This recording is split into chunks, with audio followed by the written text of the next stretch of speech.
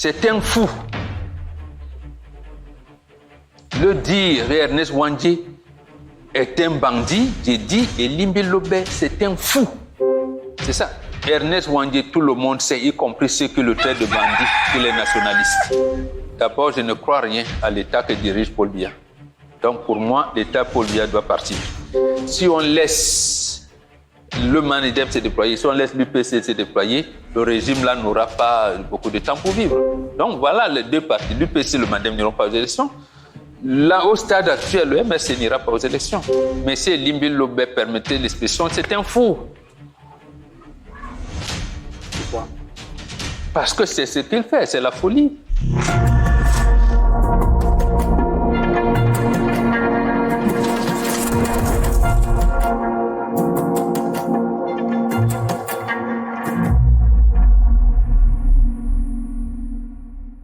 Il y a de cela quelques jours, lors d'une interview diffusée sur notre plateforme, des déclarations ont suscité une vive polémique sur les réseaux sociaux. Monsieur Abel Limbi Lobé y affirmait notamment que le nationaliste Ernest Ouandjé était, je cite, un grand bandit ayant commis des meurtres terribles dans le Mongo. Fin de citation.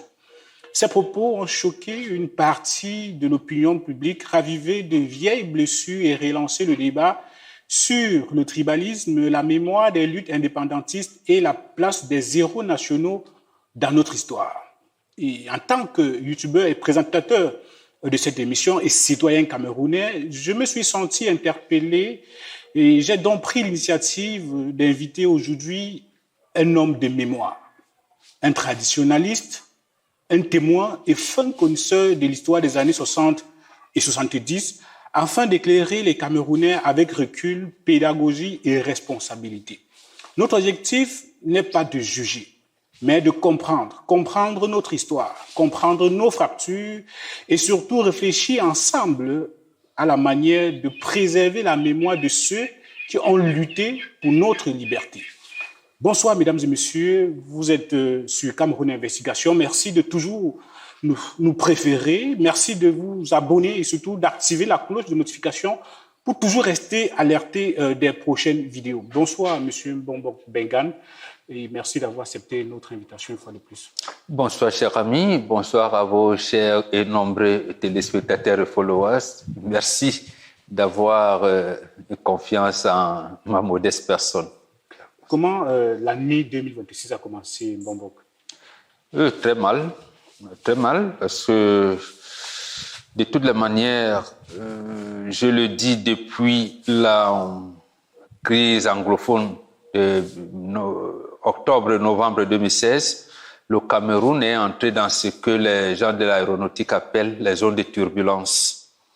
Et cette zone de turbulence, nous en avons encore au moins pour une vingtaine d'années. Donc, ça va être difficile. C'est difficile, vraiment. Parce que nous, c'est dans ces projections-là que nous nous trouvons. Nous ne disons pas 2025 était un peu bien, 2026 pourrait être ça. Non, non.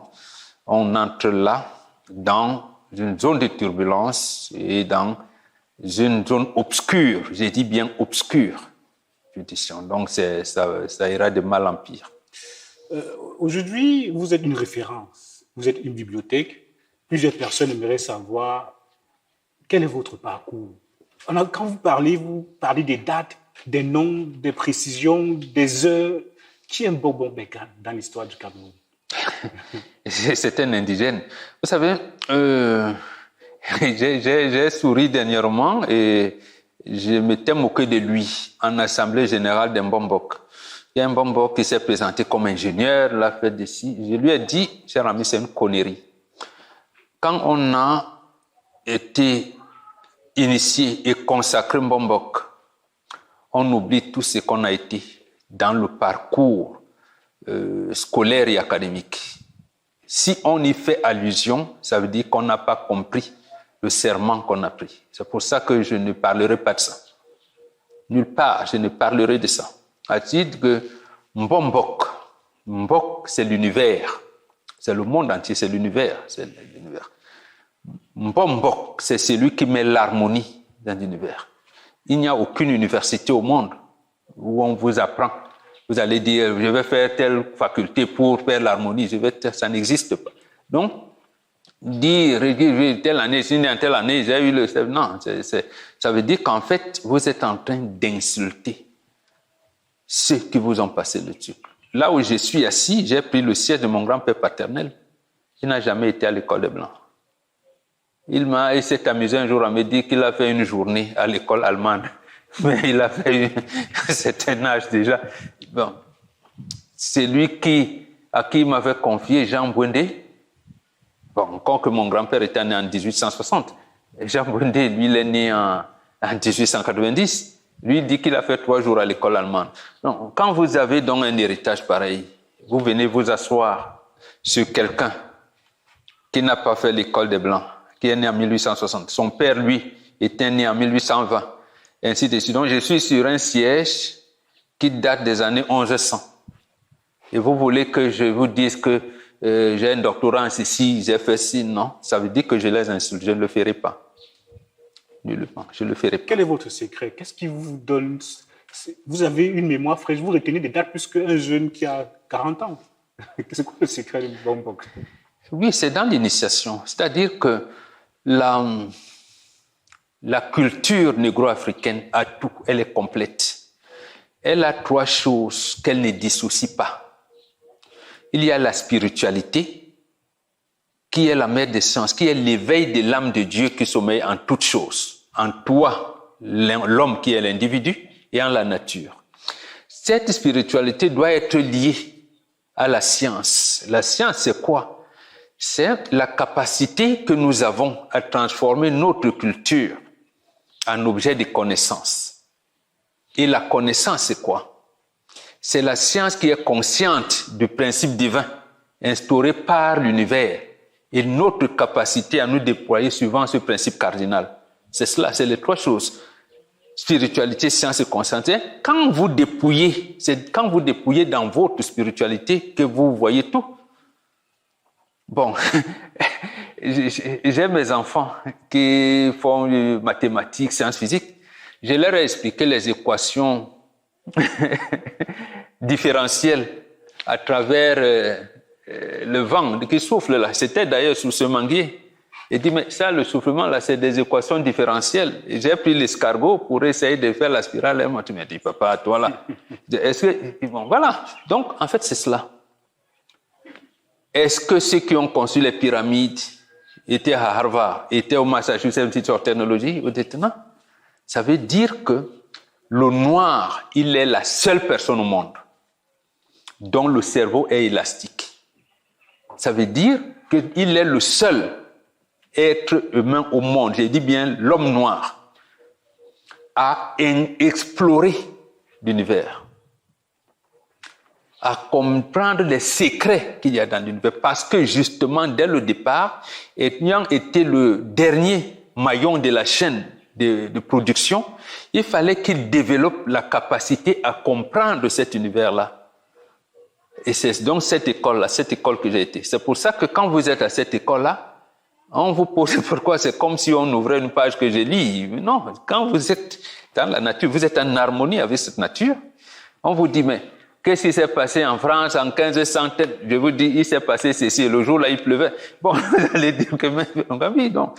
On peut donc conclure que M. Mbombok est un génie, parce que ce n'est pas tous les Mbombok qui ont votre mémoire. Oui, tous les Mbombok non pas parce qu'ils ne veulent pas. Ce n'est pas parce que on a fait les mêmes écoles. S'ils veulent, ils peuvent avoir les mêmes mémoires. Parce que c'est la même école, c'est les mêmes. Mais sauf que là, il y a aussi une différence de palier.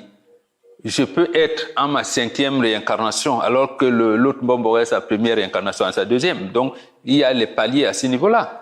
Moi, j'ai atteint le niveau où je connais la personne qui s'est incarnée, qui s'est réincarnée en Bengan Kanji. Je connais, j'ai été chez lui. Je connais sa descendance. Je connais même sa tombe, il y a 200 ans.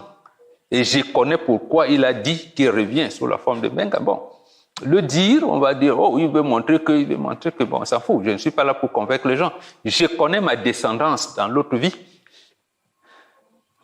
Et je les salue même d'ailleurs, et je leur donne même le cadeau, mais ils ne savent pas, je leur dirai jamais. Ok, bon, dites-nous, comment peut-on considérer quelqu'un Qui est un héros, selon vous? C'est quoi un héros? Un héros, c'est un repère. Héros, ça veut dire qu'en fait, c'est quelqu'un qui a servi de guide dans son vivant, qui a servi de guide et qui devient une référence, dans le sens du bien, bien entendu, une référence pour la construction de l'humanité. C'est ça un héros. D'accord. Et comment était le Cameroun dans les années 70 et 60 en général et dans le monde en particulier? D'abord, le Cameroun entre avec des saletés, des souillures, dans ce qu'on appelle l'indépendance du Cameroun oriental, des souillures qui nous poursuivent jusqu'à aujourd'hui. L'Organisation des Nations Unies a fait exprès de nous jeter ces souillures-là. Et c'est ça qui ont encadré les plans quinquennaux. Vous parlez des 70, je dis jusqu'en 1991 d'ailleurs. En fait, Paul Biya n'a même pas terminé le 6e plan quinquennal. Donc, avec ces souillures, on évoluait dans les souillures. Et ce sont ces souillures-là qui ont des... Ça veut dire quoi? L'Organisation des Nations Unies a organisé une session spéciale Cameroun, je pense c'était du 13 février au 4 mars 1959. Celui qui conduisait la délégation française, il s'appelait Kosciusko Morizet. Et arrivé là-bas, je me rappelle encore, Ernest Ouandjé était encadré par le président Nasser de l'Égypte, Sékou Touré, qui n'était pas en bon terme avec la France notamment, mais Kwame Nkrumah également. Session au Cameroun. Ça veut dire qu'en 1958, 56, 57, 52, 53 et 54, les 3 passages du groupe Nobel aux Nations Unies, il avait laissé les orientations. C'est ça que le président de l'UPC, Moumié, avait demandé, avait proposé pour qu'on le laisse l'information. On a refusé. Il dit à Kosciusko Morizet, je vous en prie, laissez-moi causer avec mon frère Aïdjo. Je sais, vous allez lui donner le pays, mais vous allez créer un antécédent qui sera difficile de résoudre. Kosciusko Morizet dit, mais monsieur Moumié, il dit, il faut faire la réunification avant l'indépendance du pays. Si on fait le contraire, ce sera difficile à résoudre. Elle dit, ben bon, monsieur, de toute manière, vous êtes ici un extrémiste, aujourd'hui. Ah, d'accord. Donc, le Cameroun est donc entré avec ces souillures-là qui nous ont poursuivis. Ça veut dire que l'État du Cameroun, qui était né le 16 avril 1957 par un décret du gouvernement Guy Mollet. Guy Mollet était le chef du gouvernement français à l'époque. C'était le décret numéro 501, non, numéro 57/501, qui faisait l'État du Cameroun. Donc, c'est l'État qui crée la nation. L'article 2 de ce décret disait, le jour où les Camerounais vont se retrouver, ils décideront de ce que sera leur État. Mais quelle est donc la nation camerounaise de cette époque-là? Pour comprendre votre question, il faut revenir à ça. On parle bien d'un pays Bamoun. Je commence par le Bamoun. Pourquoi? Parce que c'est une organisation qui avait proposé 2 grandes orientations, que ce soit aux Allemands ou aux Français. C'est-à-dire que le pouvoir traditionnel d'un côté, le pouvoir politique de l'autre. Entre Aruna, le père de Ndamjoya, Aruna Njoya, et Melou, le père de Mbombo Njoya. Donc les deux, donc il y avait le sultan et de tout. Ça devait donc en principe servir d'orientation pour la construction de cet État du Cameroun. C'est-à-dire pays Bamoun, pays Bamleke, pays Bassa, pays Ikan, pays ici. Donc, Lembo, comment les nations camerounaises allaient intégrer l'État du Cameroun? Si vous voulez, comment ces nations allaient entrer dans la République? Malheureusement, ça n'a pas été fait. Ça n'a pas été fait. L'UPC en 1952 avait proposé la décentralisation.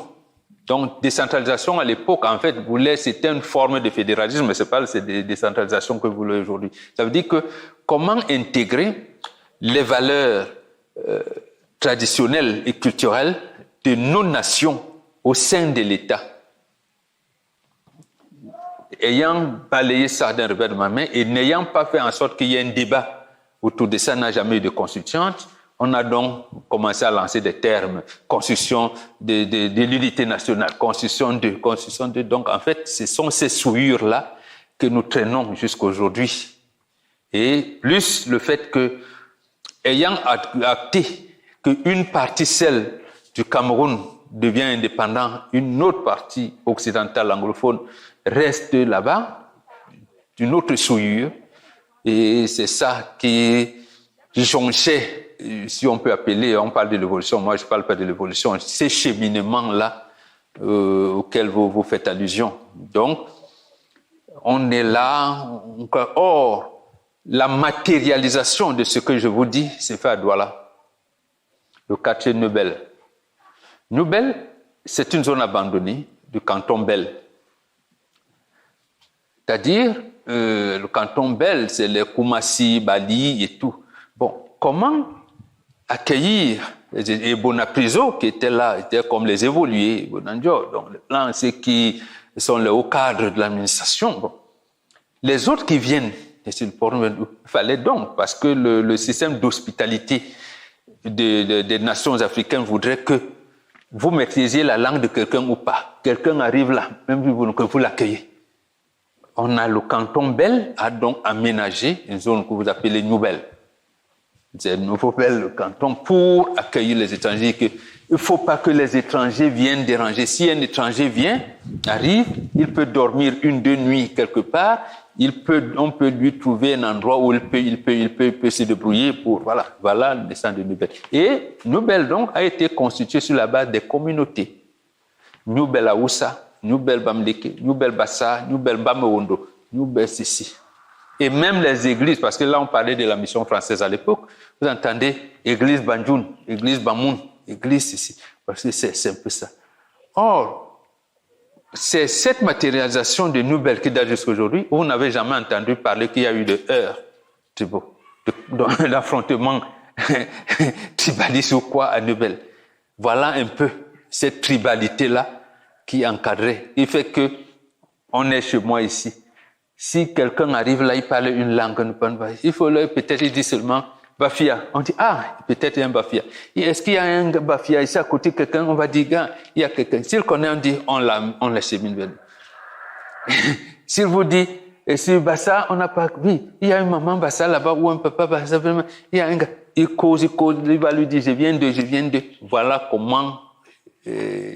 Pour vous donner l'idée de la nation à cette période-là, de 60 à 70, c'est comme ça que ça se faisait. Et c'était partout dans le pays. Hein.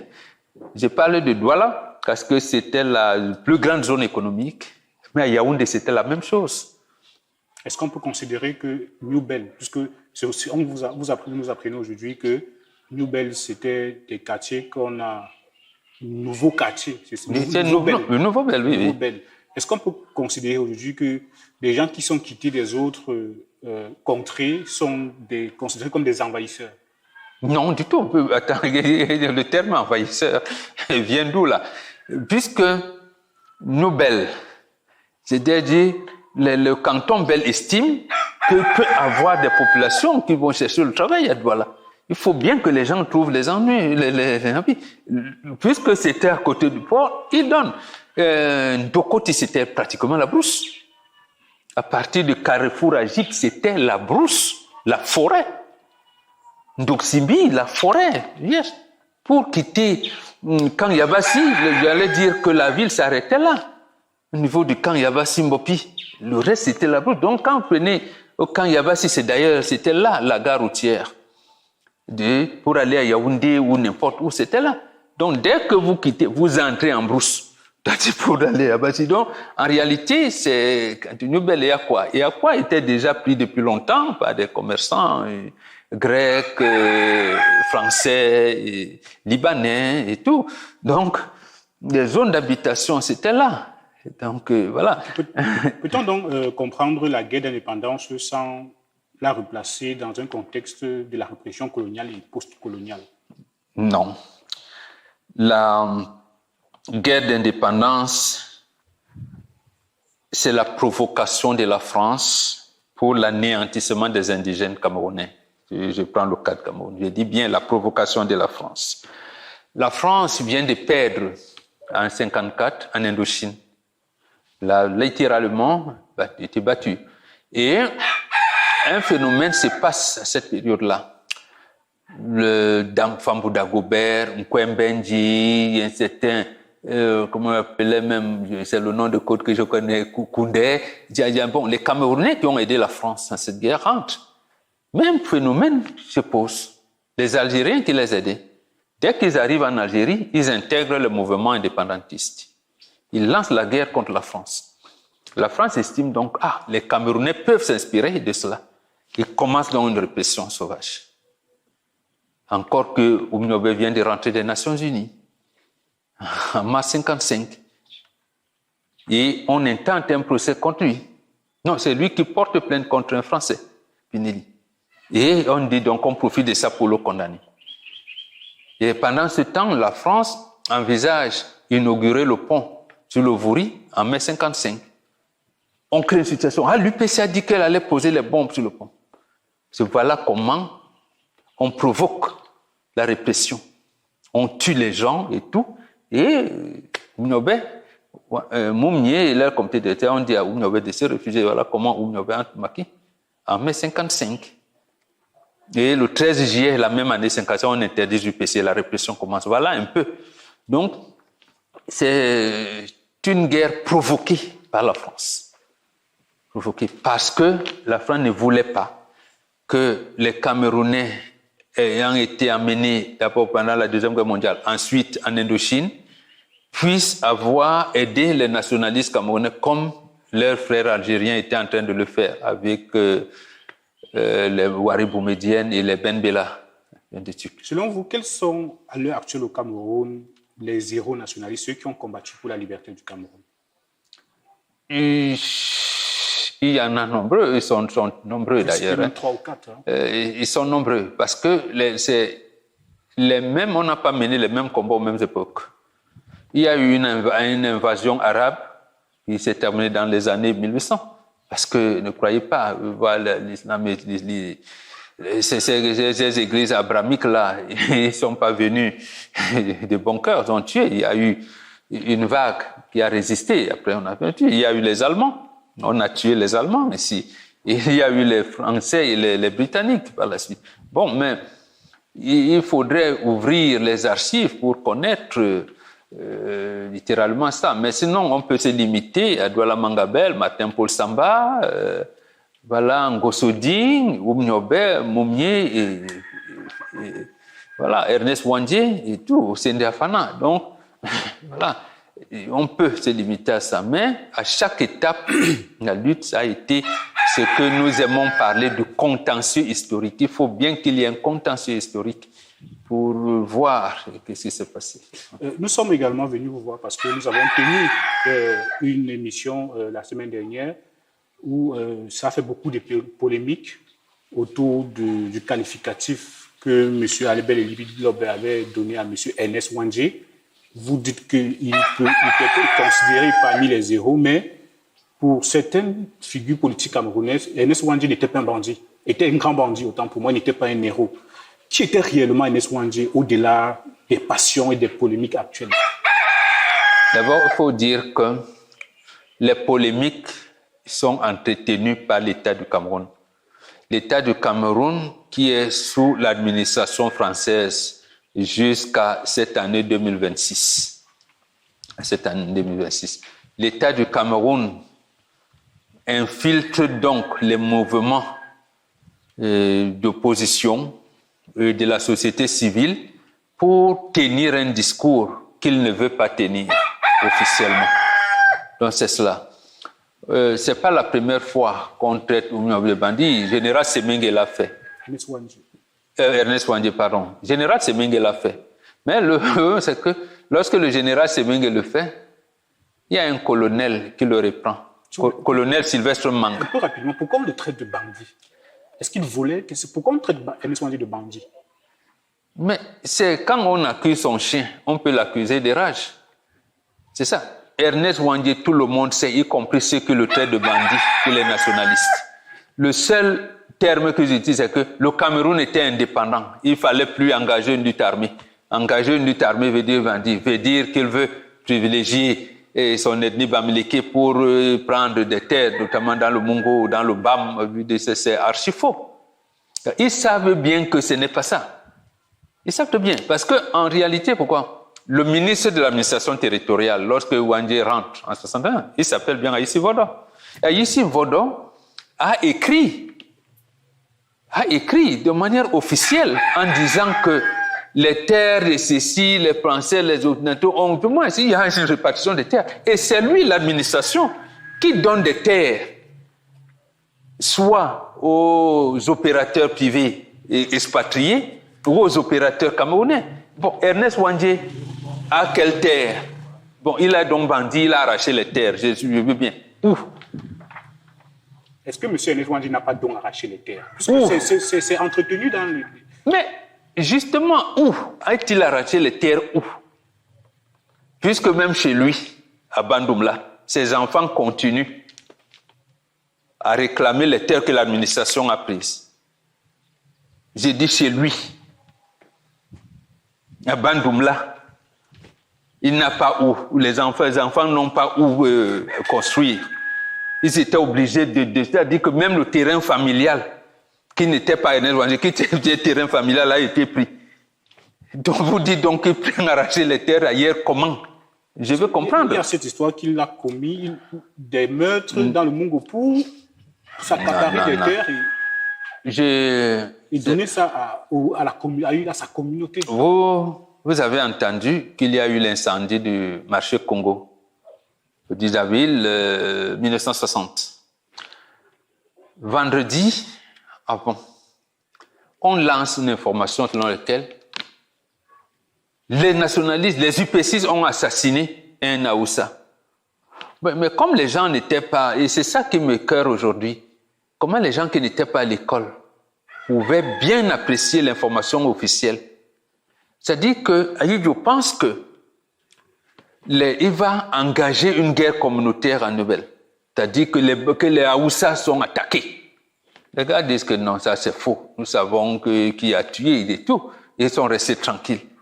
Et malgré ça, on a encerclé le quartier le Congo. On a versé l'essence et on a brûlé. Donc, en fait, l'administration tient ça exprès. Je vous ai parlé de ça. Nous sommes là en 60. Donc, Ouandjé est rentré au Cameroun en 61.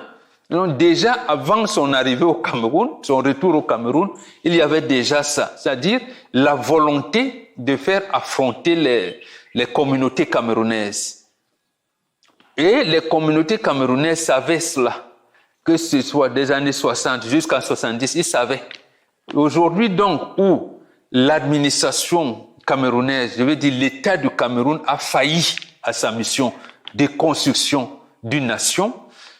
Lui-même, l'État est en crise, la nation est en crise. On injecte donc j'allais dire quoi, des pistes de division comme ça. Est-ce que vous croyez que l'État veut également encore que les communautés s'affrontent? Il n'y a pas, c'est pas un problème de croyance, c'est un problème de vérité. J'ai dit oui, je prends un cas. Paul Biya, son livre de projet, c'est pour le libéralisme communautaire. Il dit, je pense, à la page 195, si vous lisez même la version renouvelée.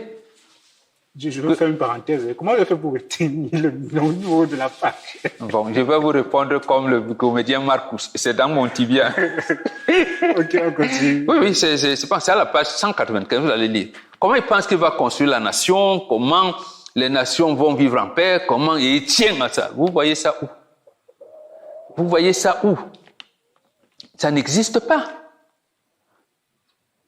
Et vous croyez donc qu'est-ce qui empêche, puisque le livre est sorti en 87, ça a été réédité en 2017, et il est toujours là. Vous pensez qu'il veut construire la nation, on en arrive là? Non, parce que justement, il veut entretenir une guerre entre les communautés. Il gagne quoi derrière tout ça? Il gagne la pérennisation du pouvoir. Le moment où les communautés s'affrontent, oui, le pouvoir est assuré. Oui, tout à fait. Tout à fait. De temps entendu qu'il peut prendre dans chaque communauté les gens qui viennent renforcer son pouvoir. C'est comme ça que ça se fait. C'est comme ça, parce que son pouvoir est assis autour de 3 piliers. Si vous ne connaissez pas ça, vous allez...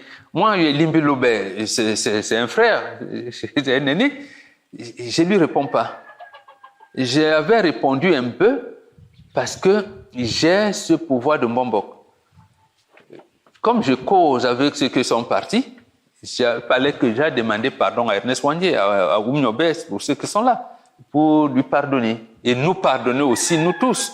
Donc, c'est tout. Normalement, vous avez le droit et le devoir même de protéger la mémoire de M. Ernest Wandier. Vous devriez répondre à ceux-là de façon directe, à ceux qui disent qu'ils ne respectent pas sa mémoire. C'est ce qu'on fait là, non, pas de manière directe. Ce n'est pas un problème d'individu. Justement, c'est là où l'État du Cameroun veut nous amener. On ne dira pas que Mbombo Mbengana dit que Limbi Lobé ne devait pas dire. Les Bassa sont reposés au Sawa. Vous voyez comment c'est ce que l'État veut. Parce que les 3 piliers sur lesquels Paul Biya a fondé son magistère, c'est 1, la concentration du pouvoir. 2, l'irrégularité de la dévolution du pouvoir. C'est-à-dire quoi? La dévolution du pouvoir au Cameroun ne se passe par les élections. Il n'y a pas d'élection libre. 3, l'irrégularité de l'exercice de ce pouvoir-là. Tous les chefs de cour sont à la retraite. Presque tous les gouverneurs sont à la retraite. C'est bon. C'est cela. Voilà l'exercice. Je vous parler là des représentants de l'État. Ils sont à la retraite. Ils reconduisent, renouvellent. Ça veut dire que même l'exercice du pouvoir se fait de manière irrégulière. Bon, qui gère le port de Douala? On ne sait pas. Alors, voilà. Mais il gère comment? Au moment où l'État du Cameroun n'arrive pas à dire qu'il va scanner les marchandises. Ça veut dire que le même État du Cameroun oublie qu'il avait instruit à son ministre des Finances, Justin Dioro, pour lancer le 15 février 1995 ce qu'ils appelaient la sécurisation des recettes douanières. La sécurisation, parce qu'il avait lancé 2 programmes à cette époque. La sécurisation des recettes douanières et la sécurisation des recettes forestières. Mais vous voyez aujourd'hui nos forêts comment. C'est à ce moment qu'entre la Société Générale de Surveillance, SGS, qui avait un mandat de 3 ans, mais de 1995 à aujourd'hui, 3 ans, on n'a pas encore atteint 3 ans, moderniser le port, ainsi de suite, ainsi de suite.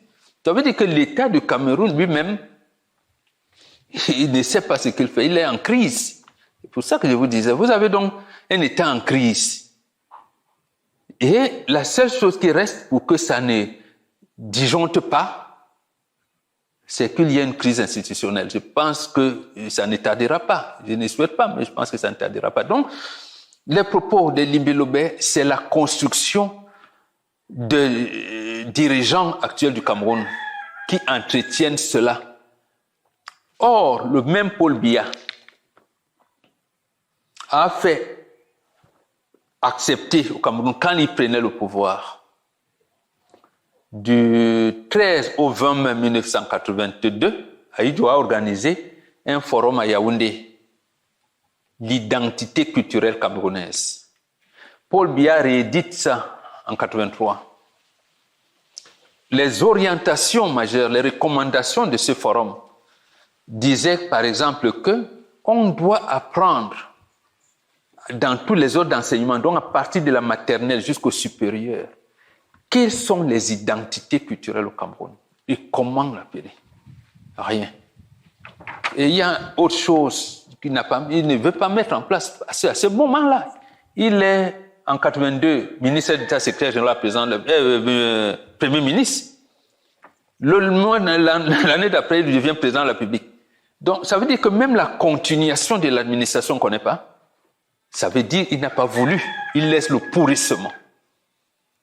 Je vous prends un dernier cas. J'entends souvent les gens dire carte nationale d'identité. Je dis, mais attends, bon, moi, je n'ai pas fait beaucoup l'école. Hein. Je me suis arrêté au cours élémentaire 1. On n'a pas comme l'impression. Oui, c'est cela. Et quand vous regardez la version anglaise, National Identity Card, chez les anglophones, c'est l'identité qui est nationale. Mais chez les francophones, c'est la carte qui est nationale. Vous voyez, c'est cela. Ce débat avait été posé en 60. Carte d'identité nationale ou carte nationale d'identité. Bon, vous, ça vous semble comme ça. Mais quand vous dites carte nationale d'identité, c'est la carte qui est nationale. Mais ce n'est pas l'identité. Donc, comment construire une identité nationale? C'est donc ça, le propos de Wangé. Et comme il était en train de réussir cela, c'est d'ailleurs pour cette raison que Ahidjo change la réunification. Parce que Wangé rentre en 61, juste après leur conférence de Fumban, en disant que, mais non, les Nations Unies nous ont fauté et tout, je ne peux pas laisser.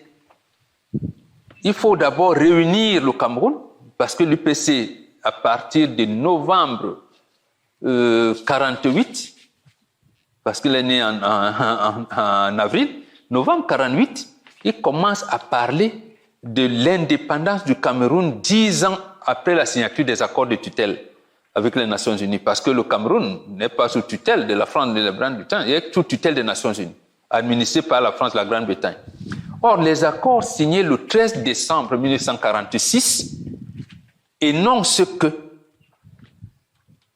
le Cameroun doit être indépendant en 1956. Vous voyez donc pourquoi on a interdit le Cameroun en 1955. Et la France vient avec la loi cadre en décembre 1956 pour dire l'autonomie interne, vraiment, donc on va aller par étapes et tout. Non. Donc, Wangé, avec les camarades, ils avaient écrit donc un texte, c'est ça qu'ils voulaient faire prévaloir. Comment parvenir à une amnistie générale, donc les prisonniers politiques et tout, comment parvenir à une détente nationale et, j'allais dire, à une amnistie morale, comment les gens devraient se pardonner. Quel est le rôle précis qu'il a joué pour l'indépendance du Cameroun, de façon précise? Ernest Wangé? Oui. Mais il n'y a pas, lui, en tant qu'entité personne ou Wangé ou Moum, non, c'était un groupe de personnes. Ils étaient 4. D'ailleurs, et là, il faudrait que je ne peux pas ne pas en parler parce que les gens ne savent pas. Le travail a été fait en groupe. Quand ils préparent le congrès de l'UPC en septembre 1952 à Ezeka, comme tous les congrès, on prépare souvent les résolutions, le bureau et tout. Ils disent que leur bureau doit avoir 11 membres qui seront élus de la manière suivante. Le bureau politique, le secrétariat. Arrivé là-bas, ils disent que non. Les traditionalistes, parce que c'était eux, il y avait les Kungang, les Mbombok et tout. Les gens de Kadi disent que non. Nous, on a fait le Ngambi. Des 11 noms que vous nous avez donnés là, vous n'êtes que 4 dedans. Que vous pouvez tester. Nous voulons vous bénir, mais nous n'allons pas vous bénir. Si vous ne voulez pas. Ils étaient obligés d'obéir à ça. Sauf qu'on vient d'affecter Moumié à Maroua. On dit que bon, avant d'abord de vous bénir, vous mangez le kadi et le djik. C'est ça. C'est lui qui trahit, il meurt à lui-même. On me plaît, il dit, mais le kadi n'avait pas arrêté le trésorier. Il s'appelait Kamsi Innocent. Il dit, nous, comme vous voulez toujours avoir le trésorier, il a cherché quelqu'un d'autre. On n'a pas pu trouver. C'est Oumnové qui a mangé le kadi de Moumi. Wangé a mangé lui-même son kadi et Kengé a mangé son kadi. Et des 4 personnes ont trahi. Et l'UPC donc fait comment, embarrassés qu'ils étaient, ils ont ajouté une disposition, l'article 23 de leur statut. On peut procéder à la modification du bureau sans que cela entraîne la modification des statuts. C'est pour cette raison que les 4 occupaient au même moment les postes de membres du bureau et de membres du secrétariat. Et Moumi était le patron. Donc quand vous dites, on dit c'est pour ça qu'il faut faire cette précision-là, pour savoir que tel ne perdait pas. Wangé était vice-président chargé de l'information.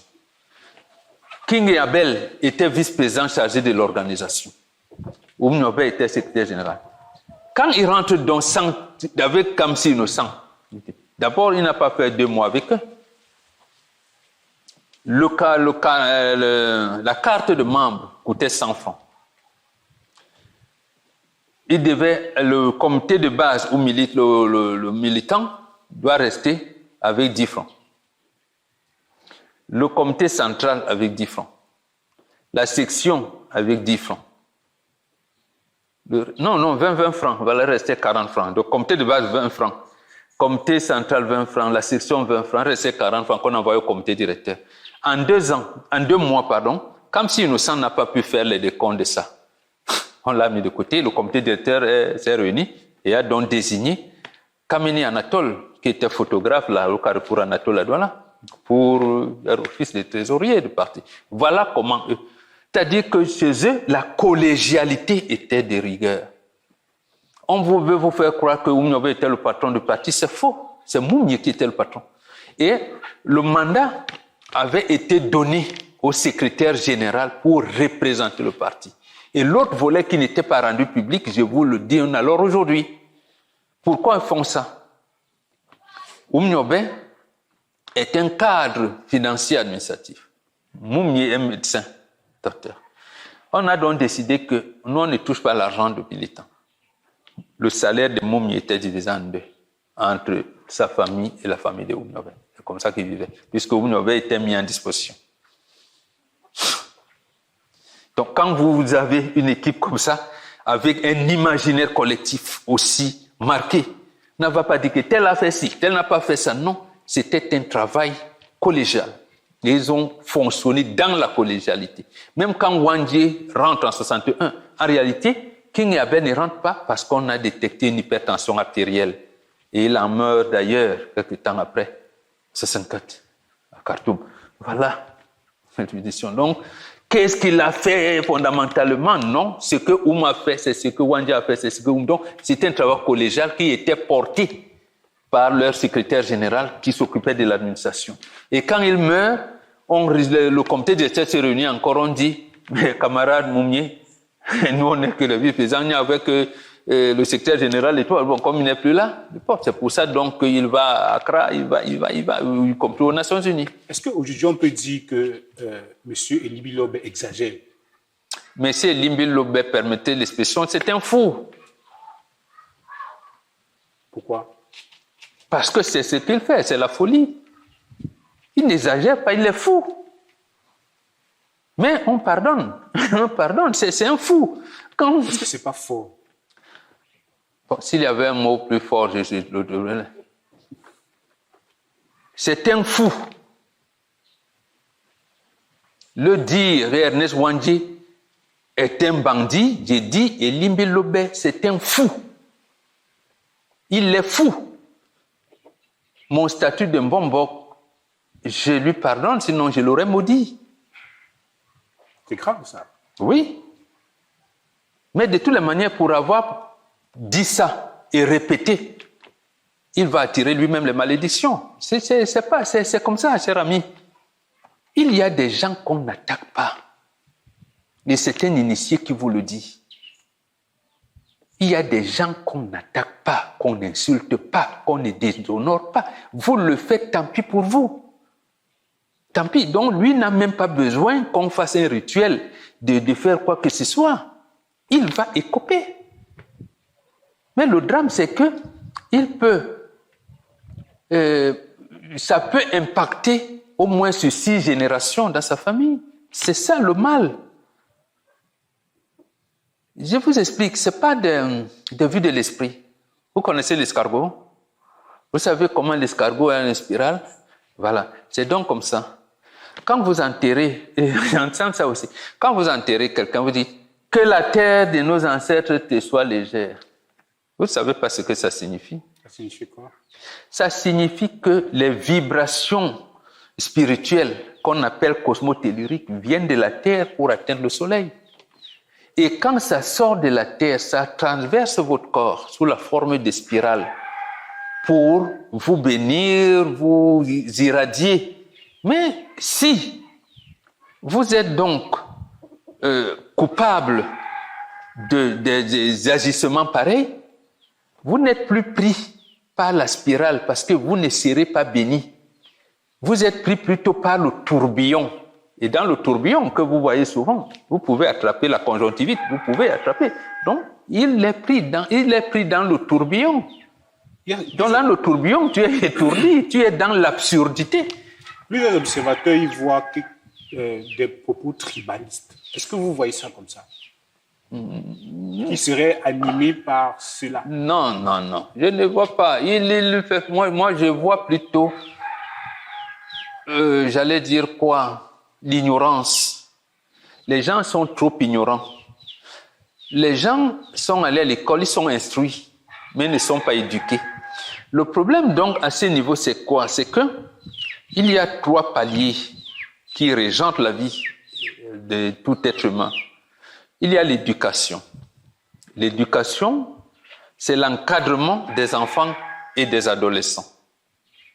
Parce que quand on parle des adultes, on ne parle plus d'éducation, on parle de l'andragogie. Et dans l'andragogie, il y a un principe fondamental qui dit l'adulte n'apprend que ce qu'il veut. Maintenant, il y a l'instruction. Vous pouvez être agrégé en tout ce que vous voulez. Si vous n'avez pas été éduqué, vous ne saurez quoi faire. Donc, dans le principe de l'andragogie, vous aurez l'impression de vous justifier des trucs. Or, vous n'avez pas été éduqué. Et comme votre mémoire n'est plus à l'éducation, donc vous n'apprenez pas, vous allez donc choisir ce qui vous plaît. Et dans le choix de ce qui te plaît, et n'ayant pas été éduqué, vous choisissez donc ce qui est hors norme. Donc, pour nous, les initiés, on le plaint. C'est un peu ça. Donc pour vous, c'est un manque d'éducation qui le pousse à l'ignorance, à avouer des choses qu'il ne connaît pas. Donc pour vous, qualifier Ernest Ouandjé de bandit relève de l'ignorance historique. Oui. C'est même de la provocation. Non, de la mauvaise éducation. Quand quelqu'un n'est pas éduqué, c'est très grave. Parce qu'il peut vouloir justifier, mais c'est une mauvaise éducation, on n'est pas éduqué. Est-ce qu'aujourd'hui, parce que M. Abel Lible, on va terminer par lui sur ce sujet, parce que M. Lible dit qu'il aurait commis des meurtres terribles dans le Mungo, y a-t-il aujourd'hui des preuves historiques? D'abord, revenons à ça. Qui était le secrétaire particulier d'Ernest Ouandjé? C'est Ndiatsep Mathieu, c'est un gars d'un camp. Son secrétaire administratif, qui était d'ailleurs le chef militaire, il y avait Robert Ekwala, qui est un gars Bonakwama. Il y avait Makembe Ntolo, qui est un gars de Mongo, qui était Pongo de Bombari. Donc, comment Robert Ekwala, Makembe Ntolo, peut organiser l'assassinat de leur frère dans le Mongo? Moi, je vous dis donc, quand je parlais de Semengue tout à l'heure, et j'ajoute Edouard Etonde Koto. Semengue, en 62, il est lieutenant à IDEA. Les troupes d'Ernest Ouandjé l'ont attrapé plusieurs fois. Ici, dans la forêt entre le Baba, après les Alibamba, là, forêt chez les Longas. Ernest Ouandjé a instruit qu'on ne les tue pas. Ils sortaient de Saint-Cyr. Edouard Etonde Koto également. Dans le Mongol a dit, c'est eux qui formeront l'armée camerounaise de demain. C'est-à-dire que même les armes qu'il prenait des mains des troupes armées, il les gardait pour les redonner après. Donc, comment vous pouvez avoir un tel comportement? Nous, plutôt à l'UPC, on dit que Ernest Ouandjé, oui, ça aurait été mieux pour lui d'être pasteur ou prêtre. Oui, mais absolument. Vous voyez donc, comment un instruit, Ernest Ouandjé, il instruit à ses troupes, je ne veux pas que le sang d'un militaire camerounais coule. Et que le général Pierre Semengue peut témoigner ça. Le Sylvestre Manque, qui était l'un de ses compagnons, l'a dit au messager quand Semengue a sorti son livre interview avec Charles Ateba Yéné, où il disait des choses, le colonel Mangue est sorti, il lui a dit, mais général, avec le temps, il y a des choses qu'il ne devrait pas dire. Donc il ne veut pas le dire, mais il sait que c'est vrai. Il ne veut pas le dire. Or, voilà les choses, parce que quelquefois vous entendez que l'ancien directeur de la CIA a sorti un livre, l'ancien directeur de... Mais eux, ils ne sortent pas des livres pour nous dire réellement ce qui s'est passé. Je vous dis, Makembe Ntolo, qui était Pongo de Bombari, c'était le secrétaire administratif d'Ernest Ouandji et c'était lui, le commandant du maquis de l'ANNK dans toute la zone de Tchang. Et ici, nous, c'était Tanke Noé, ici dans la zone de Douala, en cas d'Anatole Kameni. L'instruction, c'est de Ouandji, je ne veux pas qu'un sang d'un militaire camerounais coule. Mais comment donc que certains héros soient célébrés et d'autres... Non, parce que lorsque le président Macron a instruit qu'on sorte tout de mémoire là, et tout, le Cameroun a refusé d'ouvrir les archives. Malheureusement, je ne sais pas, je vous ai dit tout à l'heure que Paul Biya sait ce qu'il fait. Il veut cogner les têtes entre les gens. On n'a pas ouvert les archives. On a trouvé quelques archives ici, à la préfecture de Vouri, simplement. Mais l'armée a refusé d'ouvrir ces archives. La Bibliothèque nationale, ils ont oublié. Ils ont refusé. La police a refusé d'ouvrir les archives.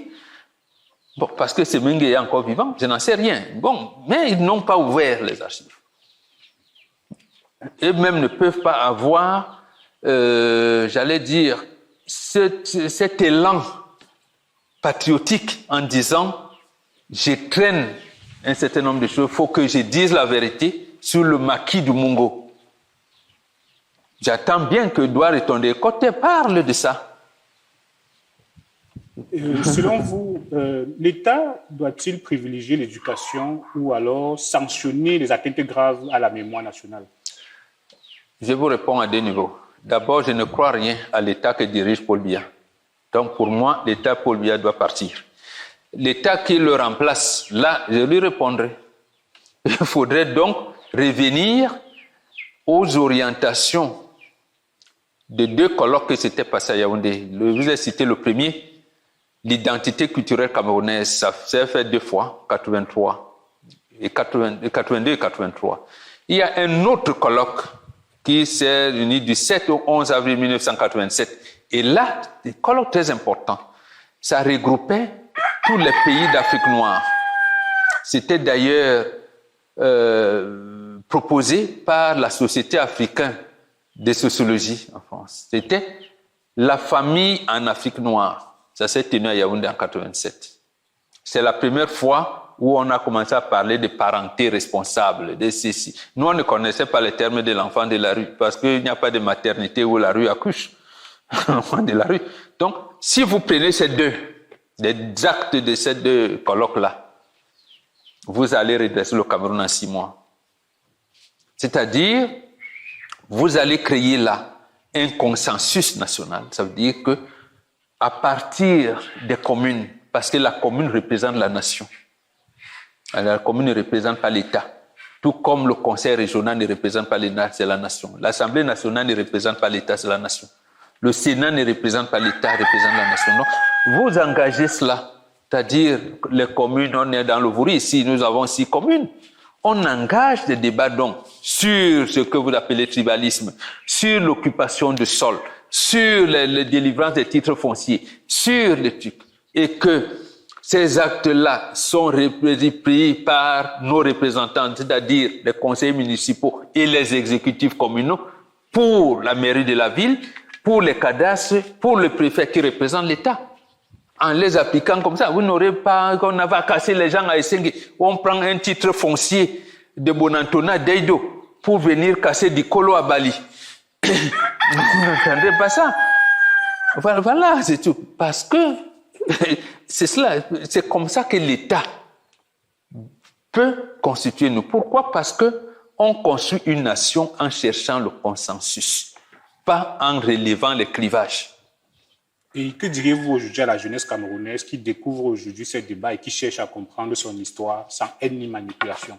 Justement, j'ai plaint la jeunesse camerounaise parce que les deux colloques s'étant tenus à Yaoundé, on a refusé le renouveau, c'est pour ça que je ne sais pas pourquoi les gens pensent que le renouveau peut encore faire quelque chose de bien. Donc, il a refusé d'intégrer cela dans les programmes scolaires. Qu'est-ce que la famille en Afrique? Quelle est l'identité culturelle camerounaise? Quand vous ne connaissez pas ça, c'est pour ça que je l'ai plaint. Je l'ai dit, ils sont nourris, la jeunesse camerounaise est nourrie aux conneries, à l'absurdité. Et je l'ai plaint. Je dis, comment ramener cette histoire? Je les supplie à ce moment-là, parce qu'elle n'a pas tort.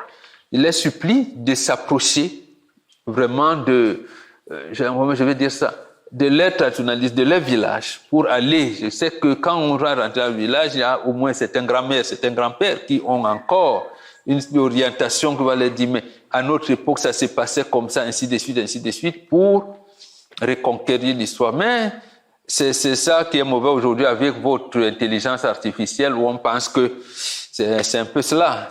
Nous allons sortir par deux questions d'actualité. Aujourd'hui, il y a une actualité autour de l'élection. Est-ce que l'UPC ira aux élections? Au stade actuel, il y a 5 partis qui n'iront pas aux élections. Ça ne change pas. L'UPC, parce que ce sont souvent, oui. Et parce que l'État a décidé que l'UPC... Pourquoi? Parce qu'ils sont fracturés? Oui, parce que l'État a créé 2 UPC. L'État du Cameroun a envoyé 2 UPC aux élections législatives de mai 1997. Alors qu'il y a une faction, Ndé-Toumaza, qui était dirigée par Ndé-Toumaza Ndor-Michel, élu, je pense, au congrès de septembre 1996 à Yaoundé. On l'a opposé à une autre faction dirigée par Kodok. Donc, depuis ce jour, l'État a divisé l'UPC de manière officielle.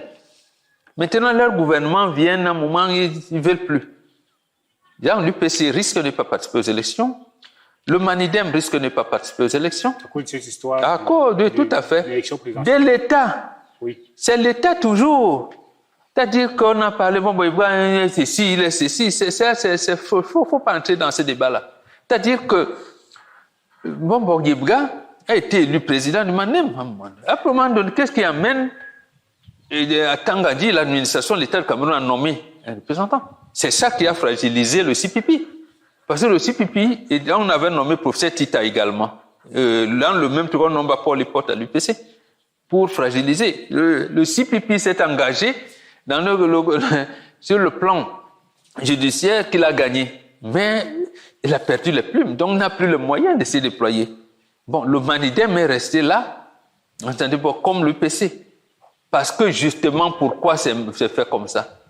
Parce que si on laisse le Manidem se déployer, si on laisse l'UPC se déployer, le régime là n'aura pas beaucoup de temps pour vivre. Donc voilà les 2 partis. L'UPC et le Mandem n'iront pas aux élections. Là, au stade actuel, le MSC n'ira pas aux élections. Est-ce que vous avez aussi également ces problèmes du Mandem? Si. Avec l'ancien trésorier qui... Tout à fait. Qui n'est pas content. Absolument. Et le statut de leur leader. Comment l'administration camerounaise va apprécier? A-t-il démissionné du Mandem? N'a-t-il pas démissionné? Bon, voilà les choses. C'est pour ça que je vous parlais tout à l'heure de l'irrégularité de la dévolution du pouvoir. C'est-à-dire que l'irrégularité de l'exercice de ce pouvoir-là. Donc, l'État du Cameroun ne veut pas qu'il y ait de bonnes élections. De la même manière, ne veut pas qu'il y ait une bonne administration. Il y a le FCC qui n'ira pas aux élections. De Nietzsche. Il n'y a pas de problème au sein de leur parti. Parce qu'il n'a pas d'existence légale. On a refusé de lui donner une existence légale. Il a pourtant un député, mais il n'a pas, le FCC n'a pas. Oh, je leur ai dit, l'honorable Nietzsche, le Parlement a refusé d'organiser une session de plein droit pour reconnaître son appartenance au FCC, donc au sein du Parlement. Donc aujourd'hui, il est député de la nation, il n'est pas député du FCC. Donc l'administration ne connaît pas le FCC. Bon, plus le FSNC qui dit ne pas y participer pour des raisons. Bon, il peut changer demain. Mais au stade actuel, voilà, ces partis n'iront pas aux élections. L'avant-dernière question. Aujourd'hui, le président Paul Biya avait parlé qu'il devrait avoir remaniement le 31. Il avait cité le 31 décembre, puis il devrait avoir remaniement dans les tout prochains jours. Plus d'1 mois, il n'y a toujours pas de remaniement. Comment vous voyez cela? Non, rien, ça ne me donne rien, ça me laisse à 37. Il avait dit à Mila, là, hein, Mila était revenu jouer à Tonnerre, je vous verrai. Ça fait 5 ans. Il a fallu que Jacques Chirac arrive ici, c'est pas moi, en 2009, pour venir avec Mila dans ses mallettes. Vous dites que, mais monsieur le président, vous connaissez ce type? Il dit que, ah oui, c'est Roger Mila, c'est même moi qui l'avais sélectionné en 1990 pour que Mila bénéficie d'un décret qui fait de lui l'ambassadeur itinérant. Ça fait 5 ans. Donc son prochainement, là, ça peut faire 5 ans. Je vais vous poser une dernière question. C'est un peu comme un jeu. Je vais vous citer le nom de 4 leaders politiques et je vais vous demander de retirer le nom d'une personne. Et je vais vous citer le professeur Maurice Kamto, Cabral Libi, le président Paul Biya et la dernière personne, Issa Chiroma Bakary. Si vous deviez soustraire une personne qui, selon vous, n'a pas véritablement sa place dans la lutte du changement au Cameroun, c'est qui? Paul Biya. Réfléchis, parce que Paul Biya. Parce qu'il a trop duré? Parce qu'il n'a rien fait. Parce qu'il n'a rien fait? Rien. Je regarde. Je connais Paul Biya, tout son parcours, il n'a rien fait. Bon, amener le pourrissement du pays, il s'est fait quelque chose? Mais non, Paul Biya n'a rien fait. Il faut l'enlever. Ok. Monsieur Bonbon, si vous aviez un dernier mot pour nos téléspectateurs, ce serait quoi? Une seule chose. On ne construit pas une nation en relevant les différences, mais en cherchant le consensus. Parce que nos ancêtres ont laissé cette maxime. Il n'y a pas 2 personnes qui ne s'entendent pas. Il n'y a que 2 personnes qui n'ont pas encore causé. Donc, en toute chose, développons les couloirs de dialogue, les couloirs de concertation. Ce n'est que ça qui pourra nous sortir de nos divergences actuelles. Okay. Merci, monsieur Bonbon. Vous avez dit qu'on n'aimait pas monsieur. Non, il n'y a pas monsieur. Né au Sa Majesté. Okay, merci, Bonbon, de nous avoir permis encore une fois de plus d'échanger avec vous.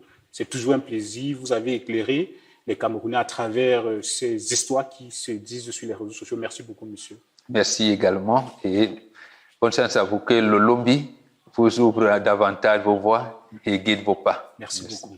Alors, mesdames et messieurs, c'est toujours un plaisir de vous savoir nombreux.